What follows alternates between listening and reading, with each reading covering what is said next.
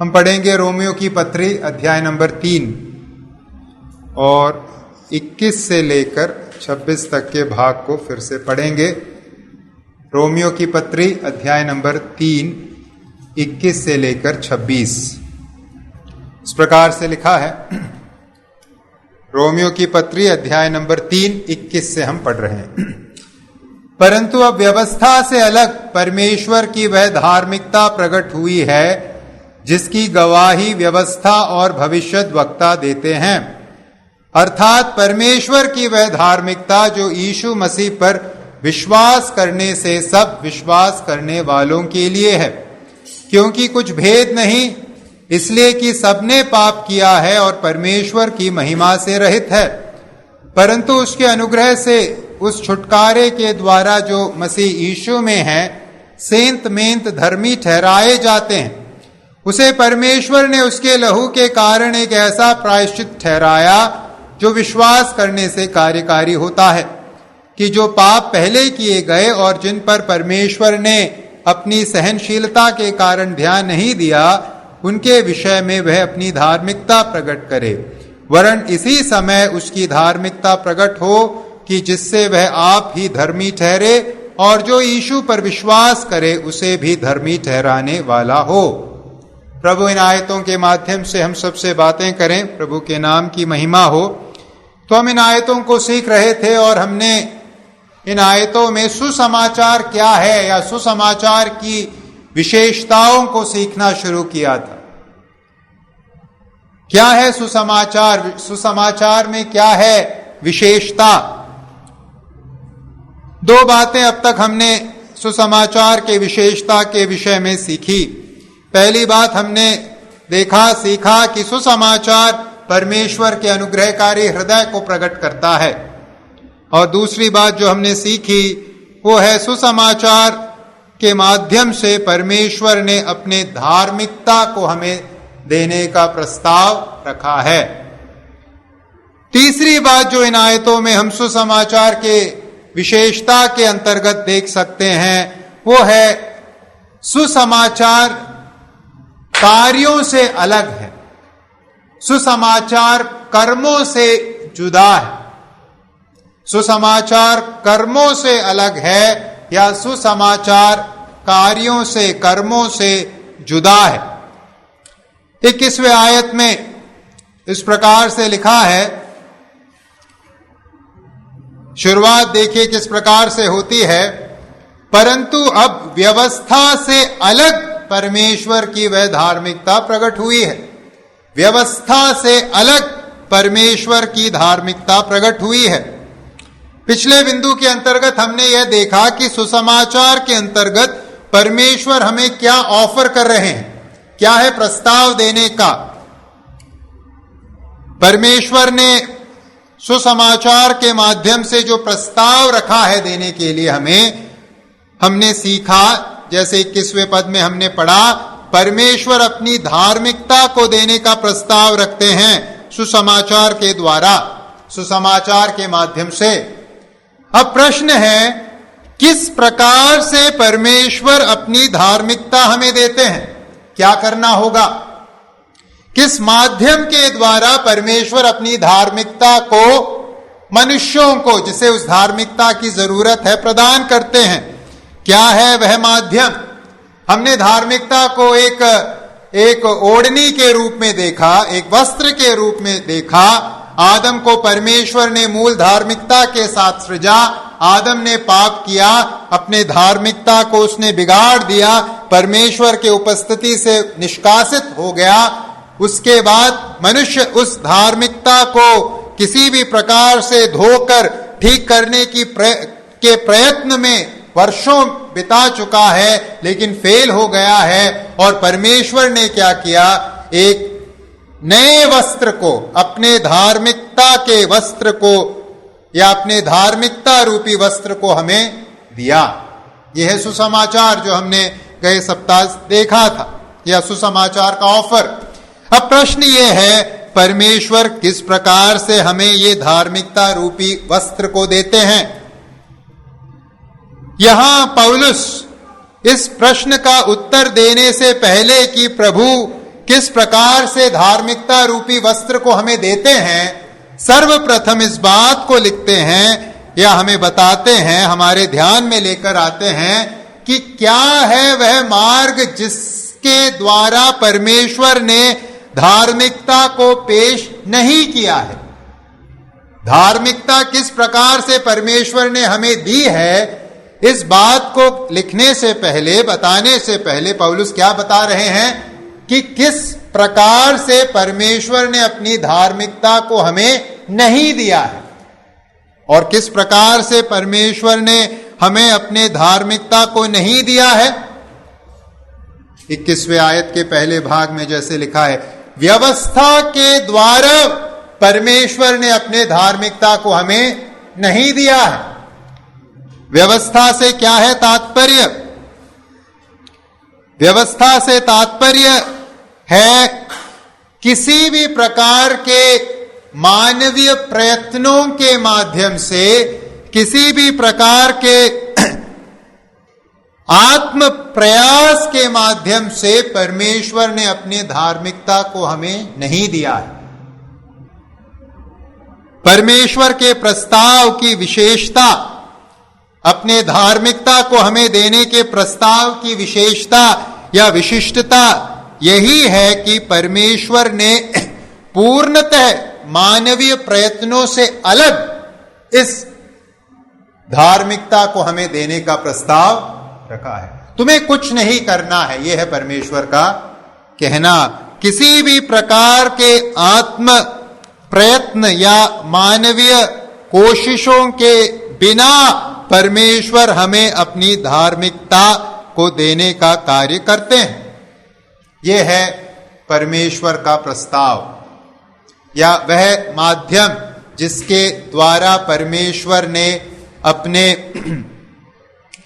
धार्मिकता को हमें नहीं देने का कार्य किया है।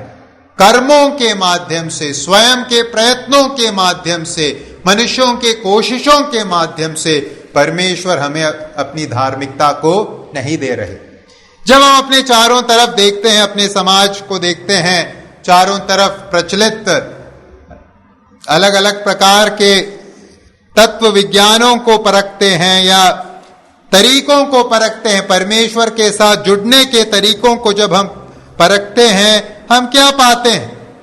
हम पाते हैं कि प्रत्येक जो अलग अलग प्रकार के दर्शन शास्त्र हैं हमारे चारों तरफ, प्रत्येक जो तरीके हैं हमारे चारों तरफ जिसके द्वारा मनुष्य परमेश्वर से जुड़ने का प्रयास करता है, बिना किसी भेद के उन सब दर्शन शास्त्रों में, तरीकों में हम क्या पाते हैं? मनुष्य किसी न किसी भी प्रकार से परमेश्वर की स्वीकार्यता को प्राप्त करने के लिए कोशिश करता है। उदाहरण के लिए अपने ही समाज में मौजूद अलग अलग भक्ति मार्गों को आप देखिए, हिंदू विश्वास को देखिए या इस्लाम धर्म को देखिए, बुद्ध धर्म को देखिए, सिख धर्म को देखिए या जैन धर्म को देखिए। हमारे समाज के संदर्भ में बात कर रहा हूं। बाहर से ये सब धर्म अपने आप में अलग दिखेंगे, लेकिन जब आप इसके अंतर्गत क्या होता है, क्या प्रयत्न किया जा रहा है ईश्वर से जुड़ने के लिए, इस बात को जब हम परखेंगे, अंदर से ये सब धर्म एक ही कार्य कर रहे हैं। इन सब धर्मों के अंतर्गत इन धर्मों के अनुयायी क्या कर रहे हैं? अपने कर्मों के द्वारा, अपने कोशिशों के द्वारा, अपने प्रयत्नों के द्वारा परमेश्वर या ईश्वर की स्वीकार्यता को प्राप्त करने की कोशिश कर रहे हैं। बाहर से धर्मों के रंग अलग हैं, धर्मों की रीतियां अलग हैं, बाहर से जो वह कार्य करते हैं अलग अलग दिखता है, लेकिन अंदर आप जाओगे तो एक ही है हृदय। क्या है वह हृदय इन सब धर्मों का? कि हम कैसे भी अपने कोशिशों के द्वारा परमेश्वर से क्या कर लेंगे? जुड़ जाएंगे, परमेश्वर की स्वीकार्यता को प्राप्त करेंगे। भाई और बहनों, इस पृष्ठभूमि के अंतर्गत जब हम परमेश्वर के सुसमाचार को, जो पवित्र शास्त्र बाइबल के अंतर्गत हमें दिया गया है, उसको परखते हैं, इस पृष्ठभूमि में हम अपने विश्वास की या सुसमाचार के विशिष्टता को पहचान सकते हैं। क्या है हमारे विश्वास की विशिष्टता, क्या है सुसमाचार की विशिष्टता? सुसमाचार की विशिष्टता यही है कि परमेश्वर ने जो ऑफर या प्रस्ताव रखा है, अपनी धार्मिकता को हमें देने का प्रस्ताव, उद्धार को देने का प्रस्ताव, उसमें किसी भी प्रकार का मनुष्य का प्रयत्न शामिल नहीं है। मनुष्यों के प्रयत्न से एकदम अलग, मनुष्यों की कोशिशों से एकदम अलग, आत्म प्रयत्नों से एकदम अलग परमेश्वर हमें अपनी धार्मिकता को देने का प्रस्ताव सुसमाचार के अंतर्गत रखते हैं। और यही है परमेश्वर के सुसमाचार की विशिष्टता। परमेश्वर के सुसमाचार की विशिष्टता यह है कि यह सुसमाचार, यह धार्मिकता जो प्रभु हमें देते हैं, वह कर्मों से जुदा है, कर्मों से अलग है। जब हम मनुष्य के इतिहास को परखते हैं, वचन के इतिहास को परखते हैं, हम पाते हैं कि परमेश्वर ने मानव जाति के इतिहास में कभी भी उद्धार को या अपनी धार्मिकता को कर्मों के माध्यम से देने का प्रस्ताव नहीं रखा था। कर्मों के माध्यम से, स्वयं के प्रयत्न से कभी भी परमेश्वर ने अपने उद्धार को देने का कार्य नहीं किया है। आदम के जमाने से, जब आदम ने पाप किया, उस समय से आप शुरू कीजिए और नए नियम तक जब हम आते हैं, वचन को परखते हैं, कभी भी मनुष्य अपने कोशिशों से उद्धार कमा सकता है, ऐसे एक उपदेश को हम वचन में नहीं पाते। अगर मनुष्य कुछ भी अपने कोशिशों से कमा सकता है वचन के अनुसार, वो क्या होगा? वो क्या है? वो है मृत्यु। रोमियो 6:23 में जैसे लिखा है, पाप की मजदूरी मृत्यु है। पाप के माध्यम से हम कुछ कमा सकते हैं और वो है मृत्यु। लेकिन उसी पद के दूसरे भाग में क्या लिखा है? परंतु परमेश्वर का वरदान, परमेश्वर का गिफ्ट, परमेश्वर का तोहफा हमारे प्रभु मसीह यीशु में अनंत जीवन है। तो मनुष्य के इतिहास में, वचन के इतिहास में कभी भी परमेश्वर ने उद्धार को या अपनी धार्मिकता को कमा कर प्राप्त करने के लिए मनुष्य को कहा नहीं था। और इसी बात को यहां पौलुस हमारे सम्मुख लाते हैं जब वो 21वें आयत के दूसरे भाग में लिखते हैं कि जिसकी गवाही व्यवस्था और भविष्यद्वक्ता देते हैं। ये जो कर्मों से अलग अपनी धार्मिकता को देने का प्रस्ताव परमेश्वर ने हमारे सम्मुख रखा है, वो परमेश्वर द्वारा लाया गया कोई नया मार्ग नहीं है। अंग्रेजी में कहते हैं आफ्टर थॉट, मतलब एक निर्णय लेने के बाद, एक योजना बनाने के बाद उसमें कोई तब्दीली करना, आफ्टर थॉट, पुनर्विचार करना। बिना कर्मों के अपनी धार्मिकता को देने का जो प्रस्ताव प्रभु ने सुसमाचार के माध्यम से रखा है, वो एक आफ्टर थॉट नहीं है। परमेश्वर को अपने योजना में किसी प्रकार के बदलाव को लाना पड़ा और एक नया प्रस्ताव रखना पड़ा, ऐसा नहीं है। पौलुस क्या लिखते हैं? जिसकी गवाही व्यवस्था के अलग अपनी धार्मिकता को देने की गवाही कौन देता है? व्यवस्था और भविष्यद्वक्ता देते हैं। व्यवस्था और भविष्यद्वक्ता से क्या है तात्पर्य? पुराना नियम, मूसा की व्यवस्था या संपूर्ण पुराना नियम, यानी पुराने नियम का उपदेश भी क्या है? पुराने नियम का उद्देश्य नहीं है कि आप अपने कर्मों के माध्यम से परमेश्वर की स्वीकार्यता को प्राप्त करोगे। पुराने नियम का उपदेश भी यही है कि परमेश्वर अपनी धार्मिकता देते हैं बिना कर्मों के माध्यम से, कर्मों से जुदा होकर, कर्मों से अलग होकर।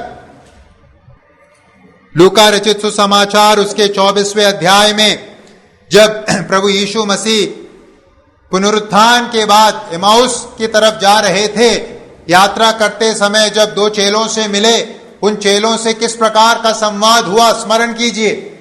लूका रचित सुसमाचार 24 के 25 से 27 तक के आयतों में प्रभु यीशु उनसे क्या कहते हैं अपने विषय में? लूका रचित सुसमाचार 24 का 25 से 27, तब उसने उनसे कहा, हे निर्बुद्धियों और भविष्यद्वक्ताओं की सब बातों पर विश्वास करने में मंदमतियों, क्या अवश्य न था कि मसीह ये दुख उठाकर अपनी महिमा में प्रवेश करे। आगे देखिए क्या लिखा है, तब उसने मूसा से और सब भविष्यद्वक्ताओं से आरंभ करके सारे पवित्र शास्त्र में से अपने विषय में लिखी बातों का अर्थ उन्हें समझा दिया। मूसा से शुरू करके, पहली 5 पुस्तकों से शुरू करके सारे भविष्यद्वक्ताओं, सब भविष्यद्वक्ताओं से आरंभ करके सारे पवित्र शास्त्र यानी पुराने नियम में से क्या समझाया प्रभु ने? प्रभु के द्वारा जो उद्धार का मार्ग है उसको समझाया।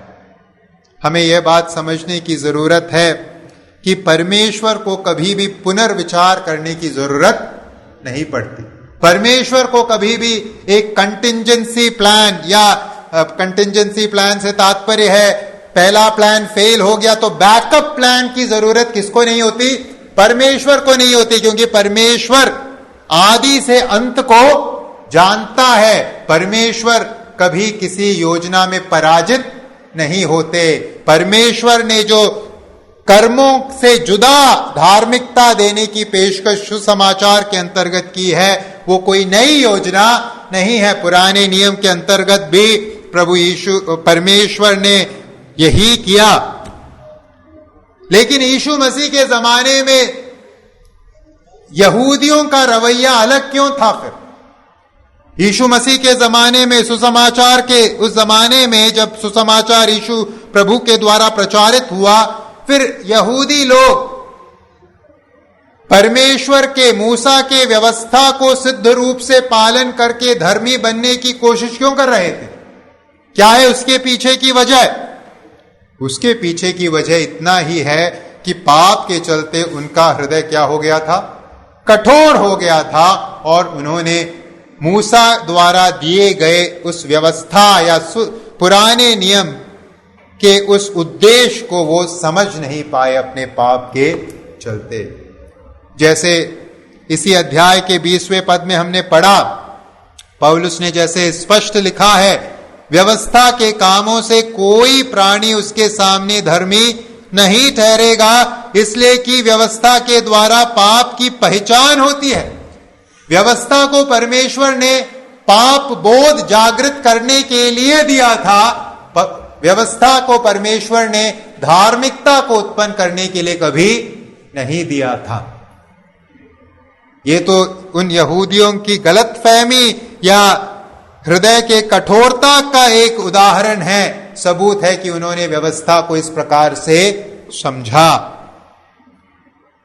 तो आइए भाइयों और बहनों, हम सुसमाचार के इस विशेषता को समझें। सुसमाचार के अंतर्गत जिस धार्मिकता को परमेश्वर ने हमें देने का प्रस्ताव रखा है, वह प्रस्ताव कर्मों से अलग है, वह प्रस्ताव कर्मों से जुदा है। ये जो विशेषता है सुसमाचार के संबंध में, यह विशेषता सुसमाचार स्वीकार करने के लिए पहली जो मांग प्रभु ने रखी है उसको जन्म देती है।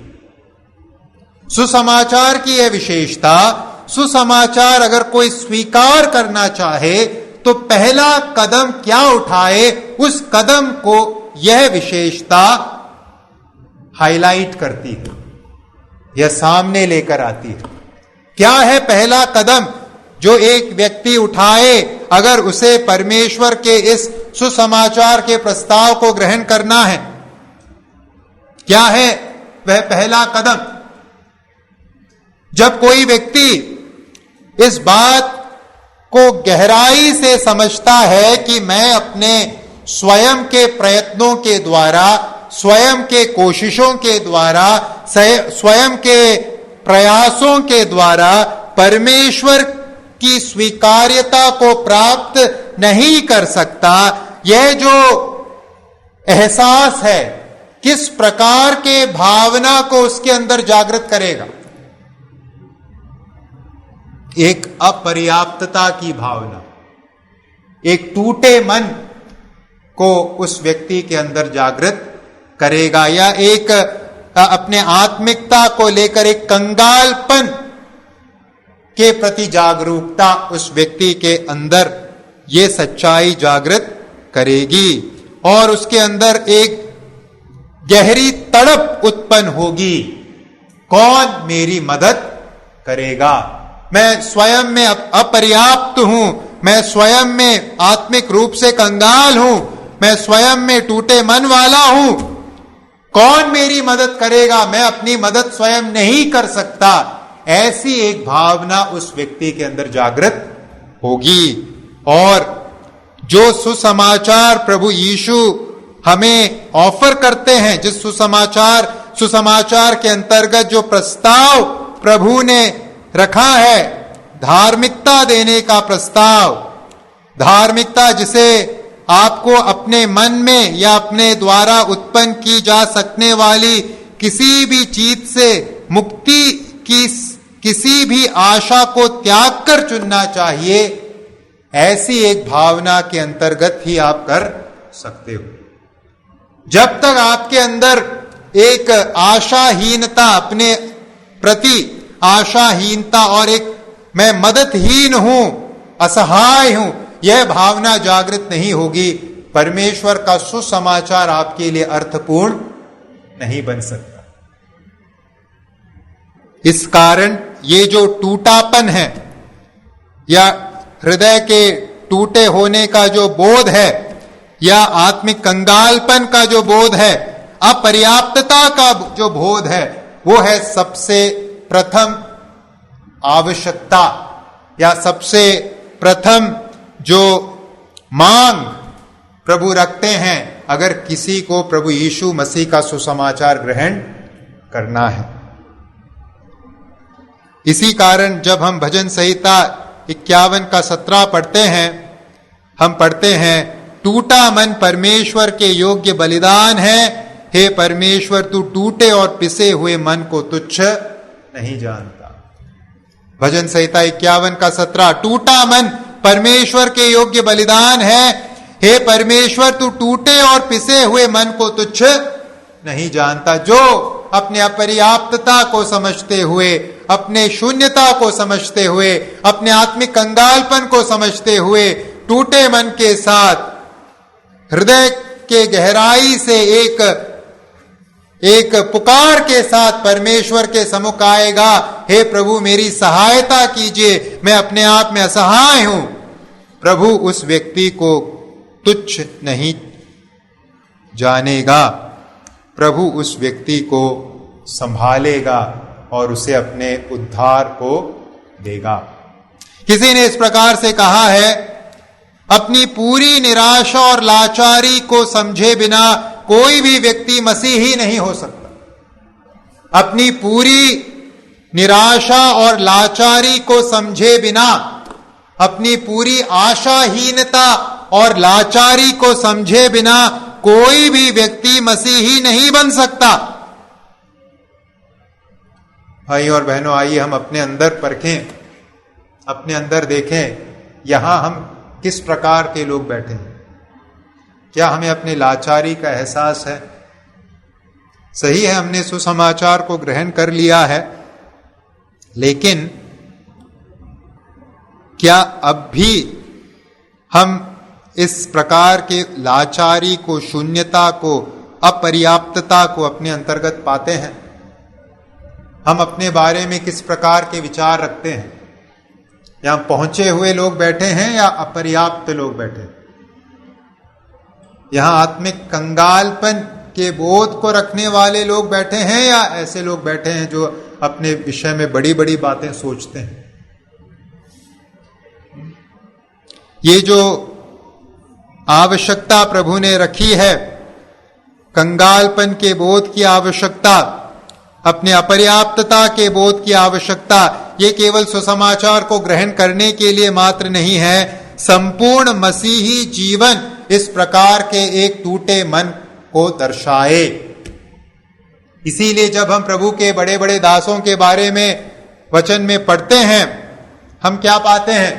चाहे यशाया हो, चाहे इर्मिया हो, चाहे यूहन्ना प्रेरित हो, उन सब के अंदर क्या था? किस बात का बोध हम पाते हैं? अपने अपर्याप्त होने का बोध, अपने कंगाल होने का बोध आत्मिक रूप से। ये जो एहसास था परमेश्वर के सभी दासों में हम पाते हैं। दाऊद की गवाही को देखिए। दाऊद ने भजन संहिता 8:4 में क्या लिखा? दाऊद ने कहा, तो फिर मनुष्य क्या है कि तू उसका स्मरण रखे, और आदमी क्या है कि तू उसकी सुधि ले। हम क्या है प्रभु? क्या है हमारी हैसियत? क्या है हमें अच्छा? किस बात की लायकी हम रखते हैं? प्रभु के सभी दासों में हम इस प्रकार के एक बोध को पाते हैं भाई और बहन। उन्हें एहसास था इस बात का, केवल सुसमाचार या परमेश्वर को ग्रहण करने के उस बिंदु में नहीं, अपने पूरे जीवन भर उन्हें इस बात का एहसास था कि हम परमेश्वर के योग्य नहीं हैं, हम अयोग्य दास, हम अयोग्य दास। और ये जो अपने अयोग्यता का एहसास, अपने अपर्याप्त होने का एहसास, यह जो अपने शून्य होने का एहसास है, यही वो विशेषता है जो हमें अहंकार रूपी पाप से बचाता है। जिस व्यक्ति को अपने अयोग्यता का एहसास है परमेश्वर के सम्मुख, जिस व्यक्ति को अपने अपर्याप्त होने का एहसास है परमेश्वर के सम्मुख, उसमें आप जो भी पाएंगे अहंकार को नहीं पाएंगे। मैं बड़ा हूं ऐसी भावना उसके अंदर नहीं आएगी। परमेश्वर के किसी भी दास में इसलिए हम उस अहंकार को नहीं पाते कि मैं बड़ा हूं, तुमसे मैं बड़ा हूं। तो आइए भाई और बहनों, हम अपने आप को परखें। क्या हम इस मूल आवश्यकता को जो सुसमाचार ग्रहण करने के लिए है, उस आवश्यकता में अभी भी कायम हैं? क्या हमें अपने कर्मों, अपने कोशिशों, अपने आप के शून्यता का एहसास है? आइए हम इस बात को समझें। जो सुसमाचार प्रभु ने हमें दिया है, उसकी विशेषता यही है कि सुसमाचार मनुष्यों के कर्मों से पूर्णतः जुदा है। पहले आप अपने शून्यता को मानिए, फिर मेरे पास आइए। अपने काबिलियत को लेकर आप अगर प्रभु के पास आएंगे, हम उस धार्मिकता को जरूर नहीं पाएंगे जिसका प्रस्ताव प्रभु ने सुसमाचार के अंतर्गत रखा है। अगले बिंदु में जाने से पहले मैं एक बात आपके सामने स्पष्ट करना चाहता हूं जो हमें कभी भी नहीं भूलना चाहिए अपने विश्वास के संबंध में। हमारे विश्वास को लेकर एक बहुत ही जो महत्वपूर्ण उपदेश है, जो इस बिंदु से जिसका तात्पर्य है वो क्या है?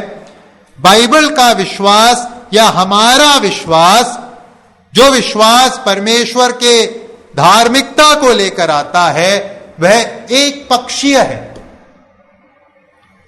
वह सहक्रियात्मक नहीं है। अंग्रेजी में कहेंगे तो हमारा फेथ जो है वो मोनर्जिस्टिक है, वो सिनर्जिस्टिक नहीं है। हिंदी में हमारा विश्वास एक पक्षीय है, वह सहक्रियात्मक नहीं है। क्या है तात्पर्य? बड़े बड़े शब्द लगेंगे। सहक्रियात्मक का मतलब क्या है? सहक्रियात्मक का अर्थ क्या है? सह मतलब संग, क्रिया मतलब काम। जो विश्वास, जो उद्धार हमने पाया है, सहक्रिया के साथ नहीं पाया है। मतलब परमेश्वर के संग काम करके हमने ये उद्धार नहीं पाया है कि प्रभु आपने कुछ किया और मैंने कुछ किया, दोनों ने कुछ किया और उद्धार मिल गया। ये नहीं है हमारा विश्वास। यीशु मसीह का काम प्लस मेरा विश्वास इक्वल टू उद्धार, ये नहीं है हमारा विश्वास। हमारा विश्वास एक पक्षीय है। मतलब उद्धार के अंतर्गत जो कुछ भी हुआ है, जो कुछ भी किया गया है, वो किसने किया है? परमेश्वर ने किया है। पूरा विश्वास या पूरा उद्धार जो हमें मिला है वो कहां से आया है? परमेश्वर से। मेरा और आपका उसमें कोई योगदान नहीं। हमारा विश्वास एक पक्षीय है, हमारा उद्धार एक पक्षीय है।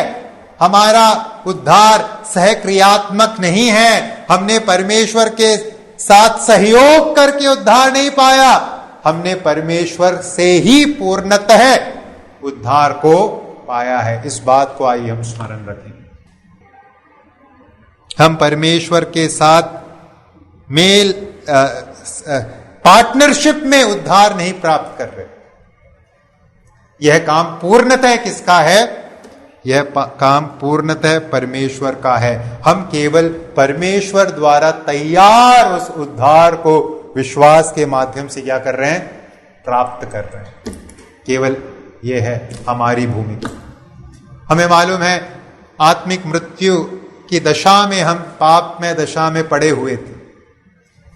हम पाप और मृत्यु की अवस्था में थे। मृतक व्यक्ति कोई सहयोग दे सकता है क्या? मान लीजिए किसी का शव पड़ा है और आपको शव उठाना है, क्या वो शव कोई मदद देगा, सहयोग करेगा? किसी प्रकार का सहयोग मिलेगा शव से उस शव को उठाने के लिए? नहीं। अगर किसी को वो शव उठाना है, उसको क्या कार्य, किस प्रकार का कार्य करना होगा? एक पक्षीय कार्य करना पड़ेगा, उसे स्वयं उठाना होगा। पूरी कोशिश उसकी, शव किसी प्रकार का सहयोग नहीं कर सकता। यह है हमारी आत्मिक दशा। इफिसियों 2:1, हम आत्मिक रूप से मरे हुए थे, पाप और अपराधों के कारण हम मरे हुए थे। हम किसी भी प्रकार का सहयोग नहीं कर सकते। जो कुछ किया है, जो कुछ करना था, परमेश्वर की ओर से है और परमेश्वर ने वो किया है। उद्धार एक पक्षीय है, हमने किसी भी प्रकार का सहयोग नहीं किया है। यह है हमारा विश्वास। इस बात को कभी ना भूलिएगा। यह हमारे विश्वास की खासियत है, बाइबल के विश्वास की खासियत है। और इस विश्वास में किसकी है महिमा? पूर्णतः किसकी है महिमा? प्रभु की। क्योंकि मैंने कुछ किया ही नहीं है, हमने कुछ किया ही नहीं। इसलिए कभी मत कहिएगा मुझे वचन सुनाया गया, देखिए मेरे पड़ोसी को भी वचन सुनाया गया, उसने विश्वास नहीं किया, मैंने विश्वास किया। ऐसे कभी मत कहिएगा। आपने नहीं विश्वास किया, आपने नहीं सहयोग किया, आपका स्मार्टनेस नहीं है, मेरा स्मार्टनेस नहीं है कि हम यहां बैठे हैं और कुछ लोग यहां नहीं बैठे। ये किसका कार्य है? प्रभु का कार्य है। प्रभु की महिमा की मैं यहां उपस्थित हो पाया, उद्धार पा पाया, मेरी बुद्धि खुली, ये प्रभु का कार्य है। मैं अपने बलबूते पर ऐसा कभी भी नहीं कर सकता था। आइए इस बात को हम स्मरण रखें। तो तीसरी बात जो हमने सुसमाचार के विषय में सीखा वो है सुसमाचार कार्यों से अलग है।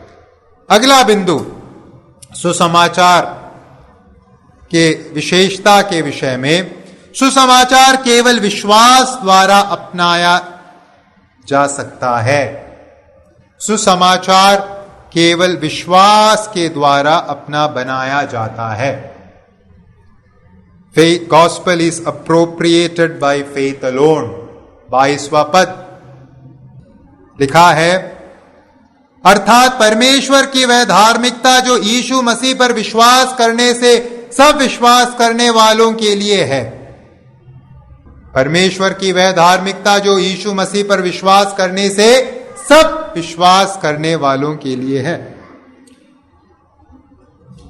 तो पहले पौलुस हमें यह बताते हैं कि सुसमाचार या परमेश्वर की धार्मिकता को हम किस प्रकार से प्राप्त नहीं कर सकते। कर्मों के माध्यम से, स्वयं के प्रयत्नों से नहीं प्राप्त कर सकते। अब उस बात को अंडरलाइन करने के बाद, रेखांकित करने के बाद, अब 22वें पद में पौलुस कहते हैं, फिर कौन सा है वह मार्ग जिसके द्वारा हम सुसमाचार द्वारा प्रभु ने जो अपनी धार्मिकता देने का प्रस्ताव रखा है उसे अपना बना सकते हैं। क्या है वह मार्ग? मार्ग है विश्वास। पौलुस यहां हमारा ध्यान उस मार्ग की तरफ, उस इकलौते मार्ग की तरफ, परमेश्वर द्वारा स्थापित नियुक्त उस इकलौते मार्ग की तरफ ले चलते हैं जिसके द्वारा प्रभु क्या कर रहे हैं? अपने धार्मिकता को हमें देने का प्रस्ताव रख रहे हैं। और जैसे 22 में हमने पढ़ा, वह मार्ग, वह इकलौता मार्ग, वह परमेश्वर द्वारा स्थापित इकलौता मार्ग क्या है?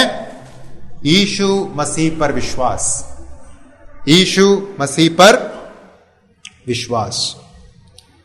यहां एक रुचिकर बात यह है कि इस पूरे पत्री में, रोमियो की पत्री में पहली बार पौलुस विश्वास और प्रभु यीशु मसीह को जोड़कर प्रस्तुत कर रहे हैं। विश्वास और यीशु मसीह को संग प्रस्तुत कर रहे हैं। अब तक कई बार यीशु मसीह का जिक्र हुआ है, विश्वास का जिक्र हुआ है, लेकिन दोनों के को संग संग पौलुस इस पत्री में पहली बार हमारे सम्मुख प्रस्तुत कर रहे हैं। अब प्रश्न उठता है, कैसा है यह विश्वास जो परमेश्वर की धार्मिकता को हमें देने का कार्य करता है? यह विश्वास या उद्धार लाने वाला विश्वास किस प्रकार से दिखता है? कैसा है यह विश्वास? दिखने में कैसा है यह विश्वास? इस उद्धार देने वाले विश्वास को अलग अलग प्रकार से समझाया गया है। मैं दो प्रकार से, जो वचन पंडितों ने, व्याख्याकारों ने समझाया है, मैं दो उदाहरण का इस्तेमाल आपके सामने रखना चाहता हूं, या दो तरीके को आपके सामने रखना चाहता हूं। दो एक्सप्लेनेशंस। क्या है यह, कैसा है यह विश्वास जो उद्धार को लेकर आता है? प्रभु के एक दास ने इस प्रकार से इस विश्वास के बारे में बताया है। विश्वास जो है, इस विश्वास में तीन पहलू है। जो विश्वास उद्धार देने का कार्य करता है, जो विश्वास हमें परमेश्वर के धार्मिकता को देने का कार्य करता है, उसमें कम से कम तीन पहलू है। पहला पहलू सत्य का ज्ञान, सत्य का ज्ञान। दूसरा पहलू सत्य की स्वीकृति, सत्य का ज्ञान, सत्य की स्वीकृति। और तीसरा पहलू सत्य पर आसरा, सत्य पर आसरा। सत्य का ज्ञान, सत्य की स्वीकृति और सत्य पर आसरा। यह है वह विश्वास जो हमें उद्धार देने का काम करता है। अगर हमारे विश्वास में इन तीन पहलुओं में से कुछ भी गायब है, तो हमारा विश्वास वो उद्धार देने वाला, परमेश्वर की धार्मिकता को हम तक पहुंचाने वाला विश्वास नहीं है। तो आइए हम अपने विश्वास के अंतर्गत इन तीन पहलुओं को अप्लाई करें। खरे विश्वास में पहला पहलू क्या है? सत्य का ज्ञान। सत्य क्या है, इसके बारे में जानकारी। तो बिना प्रभु यीशु मसीह को जाने, बिना प्रभु यीशु मसीह के पहचान को जाने, प्रभु यीशु मसीह के कर्मों को जाने, हम विश्वास नहीं कर सकते। विश्वास के लिए जो बुनियादी जो आवश्यकता है खरे विश्वास के लिए, वो है सत्य की जानकारी, सत्य का ज्ञान। यहां सत्य क्या है? यीशु मसीह। यीशु मसीह ही सत्य है। तो हमें यीशु मसीह कौन है और यीशु मसीह ने क्या किया है, यीशु मसीह का कार्य किस प्रकार का है, यह सर्वप्रथम जानना होगा। जब हम यीशु मसीह के पहचान और यीशु मसीह के कर्मों को जानने की बात कहते हैं, कोई भी व्यक्ति जो एक ईसाई परिवार में जन्मा है, कोई भी व्यक्ति जो बाइबल को नियमित रूप से पढ़ता है, या एक अच्छे बाइबल सिखाने वाले कलीसिया में जाता है, ऐसे एक व्यक्ति को यीशु मसीह कौन है और यीशु मसीह ने क्या किया है, इसकी जानकारी रहेगी। लेकिन ये उद्धार देने वाला विश्वास नहीं है। इस बात को जानना है, हां मैं यीशु को जानता हूं, हां मैं यीशु ने क्या क्या किया है जानता हूं, केवल इतना तक अगर मामला है तो वो उद्धार देने वाला विश्वास नहीं है। यहां वचन में हम क्या पढ़ते हैं? मरकुस रचित सुसमाचार उसके पहले अध्याय में जब प्रभु यीशु मसीह के सार्वजनिक सेवकाई की शुरुआत हुई, कफरनहूम में वह एक आराधनालय में गए और एक दुष्टात्मा ग्रस्त व्यक्ति वहां मौजूद था। वहां क्या होता है, हम क्या पढ़ते हैं? मरकुस पहला अध्याय 23 और 24, वहां हम पढ़ते हैं जो अशुद्ध आत्मा थी उसने क्या किया? मरकुस 1:23 और 24 चिल्ला कर कहा, हे यीशु नासरी, हमें तुझसे क्या काम? क्या तू हमें नष्ट करने आया है? मैं तुझे जानता हूं। दुष्ट आत्मा क्या कह रही है? मैं तुझे जानता हूं। ज्ञान है इस दुष्ट आत्मा के पास यीशु मसीह कौन है, ज्ञान है इस दुष्ट आत्मा के पास यीशु मसीह क्या करेंगे, क्योंकि यहां लिखा है, उसने कहा, क्या तू हमें नष्ट करने आया है, न्याय करने आया है? तो इस दुष्टात्मा के पास यीशु मसीह के पहचान के बारे में, यीशु मसीह के कर्मों के कार्य के बारे में, दोनों के बारे में ज्ञान है, परंतु क्या ये उद्धार है? नहीं। जैसे हमने गए सप्ताह उससे पहले सीखा याकूब के 2:19 में, तुझे विश्वास है कि एक ही परमेश्वर है, तू अच्छा करता है। दुष्टात्मा भी विश्वास रखते हैं और थरथराते हैं। याकूब 2:19। दुष्टात्माओं के पास भी यह विश्वास है कि यीशु परमेश्वर है। तो केवल ज्ञान होना यीशु के पहचान के बारे में, यीशु के कार्यों के बारे में काफी नहीं है। वो विश्वास का एक जरूरी पहलू जरूर है, लेकिन वो अपने आप में केवल विश्वास नहीं है। फिर विश्वास का दूसरा अभिन्न पहलू क्या है? स्वीकृति। सत्य का ज्ञान और सत्य की स्वीकृति। यीशु मसीह की पहचान और यीशु मसीह के कर्मों का ज्ञान और यह स्वीकृति या यह सहमति कि हां यीशु ही प्रभु है, हां यीशु ने कलवरी के क्रूस पर मेरे पापों के लिए अपना लहू बहाया, मैं स्वीकार करता हूं। यह है दूसरा कदम उस उद्धार के लिए, उस विश्वास के अंतर्गत जो उद्धार लेकर आता है। फिर से यहां एक बात कहने की जरूरत है, कोई भी व्यक्ति जो ईसाई धर्म से जुड़ा है वो इस स्वीकृति को मानेगा, इस बात को वो कहेगा। किसी ईसाई धर्म वाले से आप पूछिए, वो जरूर कहेगा कि हां यीशु मसीह परमेश्वर है, यीशु मसीह मेरे पापों के लिए क्रूस पर मरे। वो इस स्वीकृति को देगा, वो इस बात का अंगीकार करेगा। लेकिन गलतफहमी में न रहें, केवल सत्य को जानना और सत्य को स्वीकार करना ये केवल अपने आप में उद्धार देने वाला विश्वास नहीं है। उस विश्वास का अभिन्न पहलू जरूर है, लेकिन अपने आप में ये दोनों विश्वास नहीं है। फिर क्या है विश्वास? किसी ने इस प्रकार से कहा है इस दूसरे पहलू के विषय में, विश्वास केवल सत्य के प्रति बौद्धिक जागरूकता और सत्य की बौद्धिक स्वीकृति मात्र नहीं है। विश्वास केवल सत्य के प्रति बौद्धिक मतलब बुद्धि के द्वारा जागरूकता और सत्य की बौद्धिक स्वीकृति मात्र नहीं है। आपको मालूम है सत्य यीशु मसीह के बारे में, आपने उस सत्य को बौद्धिक रूप से इंटेलेक्चुअली स्वीकारा है, ये उद्धार नहीं है। फिर क्या है उद्धार? वह विश्वास जो उद्धार देता है। तीसरा पहलू क्या है विश्वास का? जागरूकता, स्वीकृति और आसरा।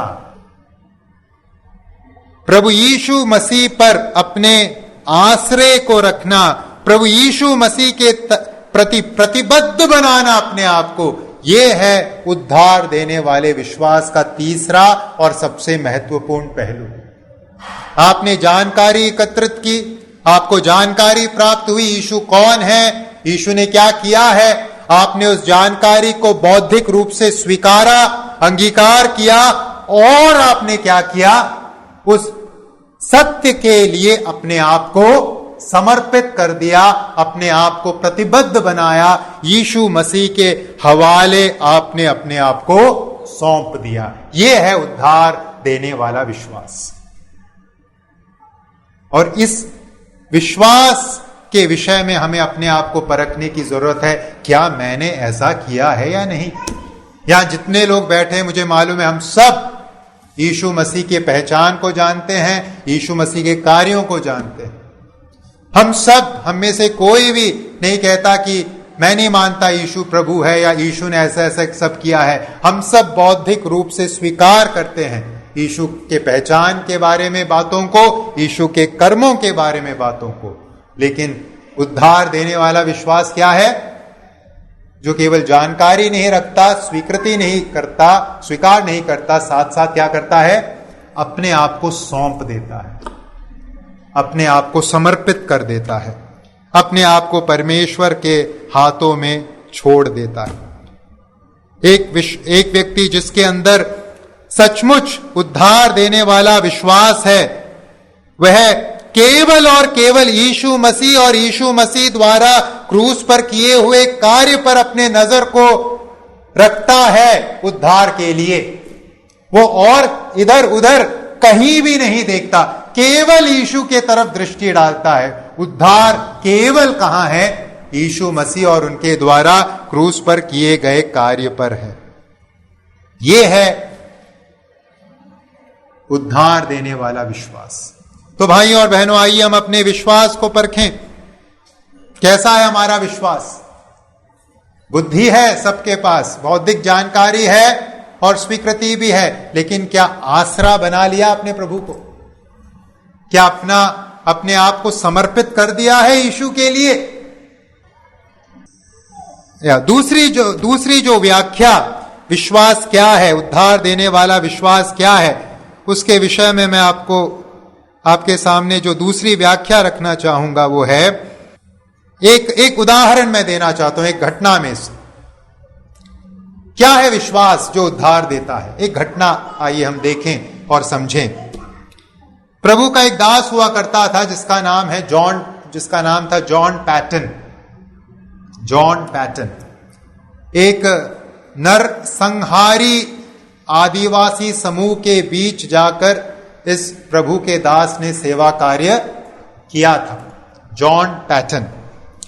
तो जॉन पैटन उस आदिवासी समूह के पास गए और वहां उन्होंने नए नियम के कुछ भागों का अनुवाद करना शुरू किया उन आदिवासियों के भाषा में, उनको समझाने के लिए।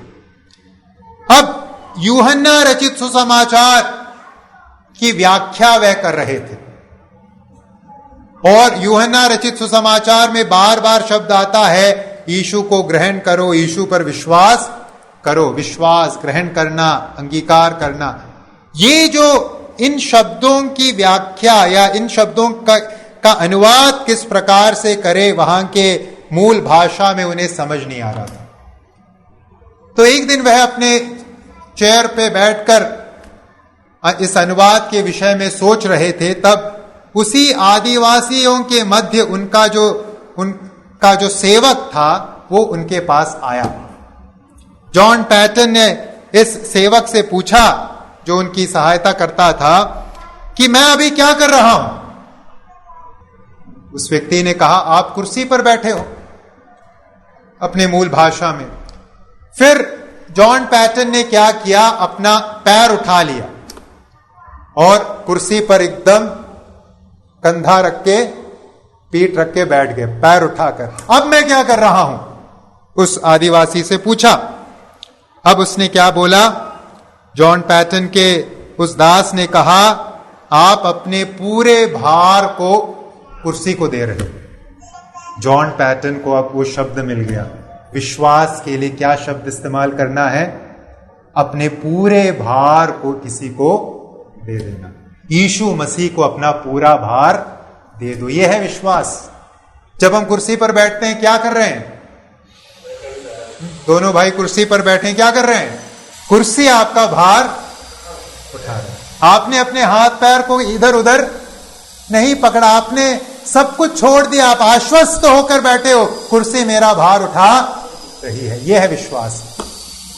यानी जो यीशु मसीह पर के पास आए, जो उस उद्धार को चाहे, उस धार्मिकता को चाहे जो यीशु मसीह सुसमाचार के माध्यम से दे रहे हैं, वो क्या करे? आश्वस्त होकर अपने भार को प्रभु यीशु को सौंप दे। प्रभु आप काफी हो मेरे उद्धार के लिए, मेरे इस जीवन के सभी आवश्यकताओं के लिए। मुझे और कहीं पकड़े रहने की जरूरत नहीं है, और किसी आश्रय की मुझे जरूरत नहीं है। भाई और बहनों, कौन आपके वजन को उठा रहा है? आपने अपने वजन को किसको दिया है? कहां है आपका विश्वास? क्या आपको समझ आया उद्धार लाने वाला विश्वास किस प्रकार से दिखता है, किस प्रकार का है? आइए हम अपने वजन को प्रभु यीशु को सौंप दें और यही विश्वास हमें परमेश्वर का उद्धार लेकर देता है। उद्धार देने वाला विश्वास यीशु प्लस और कुछ नहीं है। यीशु प्लस और कुछ नहीं है। उद्धार देने वाला विश्वास यीशु और केवल यीशु, वहां और प्लस में कुछ आता नहीं है।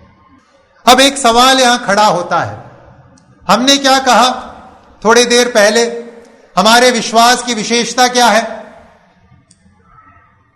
एक पक्षीय है या सहक्रियात्मक है? एक पक्षीय है हमने कहा।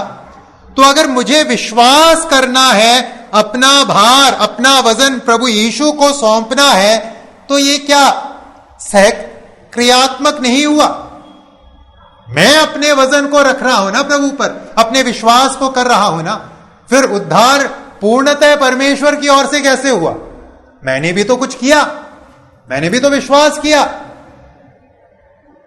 इस गुत्थी को कैसे सुलझाएं?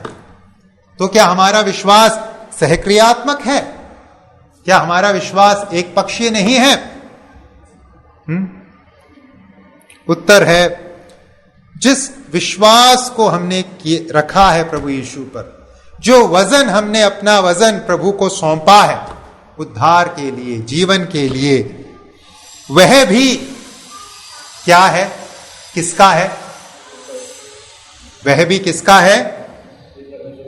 परमेश्वर का है। इफिसियों 2:8 क्योंकि विश्वास के द्वारा अनुग्रह ही से तुम्हारा उद्धार हुआ है, और यह तुम्हारी ओर से नहीं वरन परमेश्वर का दान है। क्योंकि विश्वास के द्वारा अनुग्रह ही से तुम्हारा उद्धार हुआ है, और यह तुम्हारी ओर से नहीं वरन परमेश्वर का दान है। क्या है परमेश्वर का दान? हम अक्सर समझते हैं केवल उद्धार परमेश्वर का दान है, विश्वास मेरा है। गलतफहमी है। विश्वास क्या है? परमेश्वर का दान है। परमेश्वर ने हमें विश्वास रूपी दान दिया, जिसका इस्तेमाल करके हमने परमेश्वर के उस उद्धार को पाया जो प्रभु हमें स्वेच्छा से दे रहे हैं, फ्री में दे रहे हैं। इस आशय को और स्पष्टता से हम पढ़ते हैं दूसरा पत्रस 1:1 में। दूसरा पत्रस 1:1 लिखा है, ध्यान से देखिए। शमौन पत्रस की ओर से, जो यीशु मसीह का दास और प्रेरित है, उन लोगों के नाम जिन्होंने हमारे परमेश्वर और उद्धारकर्ता यीशु मसीह की धार्मिकता द्वारा हमारे समान बहुमूल्य विश्वास प्राप्त किया है। ये विश्वास क्या किया है? प्राप्त किया है। प्राप्त करने का मतलब ये विश्वास कहां से आया? अपने आप में से या बाहर कहीं से? दिया हुआ है किसी के द्वारा। किसके द्वारा? इफिसियों 2:8 परमेश्वर का दान है। परमेश्वर ने मुझे और आपको विश्वास दिया, बहुमूल्य विश्वास दिया, और हमने उद्धार पाया। तो आइए भाई और बहनों, हम इस बात को स्मरण रखें, सुसमाचार केवल और केवल विश्वास के द्वारा अपनाया जा सकता है। केवल और केवल विश्वास, फेथ अलोन, यीशु मसीह पर विश्वास, फेथ इन जीसस अलोन। उसके अलावा उसमें और कोई पहलू शामिल नहीं है। और ये विश्वास का क्या है अर्थ? हम अपने संपूर्ण वजन को, आश्रय को, भरोसे को किसको दे रहे हैं? प्रभु यीशु को। यही तो प्रभु ने कहा ना, हे सब थके और बोझ से दबे हुए लोगों, मेरे पास आओ, अपने वजन को लेकर, अपने भार को लेकर मेरे पास आओ, मैं तुम्हें क्या दूंगा? विश्राम दूंगा। मैं तुम्हें मन में विश्राम दूंगा। यह है प्रभु का वायदा, और यह है सुसमाचार की विशेषता। तो आज हमने 2 बातों को सीखा सुसमाचार के विशेषता के संबंध में। कौन कौन सी बातें हैं? सुसमाचार कर्मों से जुदा है, कर्मों से अलग है। सुसमाचार एक पक्षीय है। उद्धार पूर्णतः परमेश्वर का काम है, मेरा और आपका उसमें कोई योगदान नहीं है। संपूर्ण महिमा केवल और केवल किसकी? प्रभु की। और दूसरी बात हमने क्या सीखी? सुसमाचार कैसे अपना बनाया जाता है? विश्वास, और केवल विश्वास के माध्यम से। और उस विश्वास का अर्थ है अपने आप को प्रभु यीशु को सौंप देना। केवल जानकारी इकट्ठा रखना नहीं, केवल स्वीकार्यता दर्शाना नहीं, अपने आप को सौंपना। क्या हमने सौंप दिया है? अगर नहीं सौंपा, आज ही सौंपें और उस आनंद को प्राप्त करें जो प्रभु हमें देना चाहते हैं। प्रभु के नाम की महिमा हो।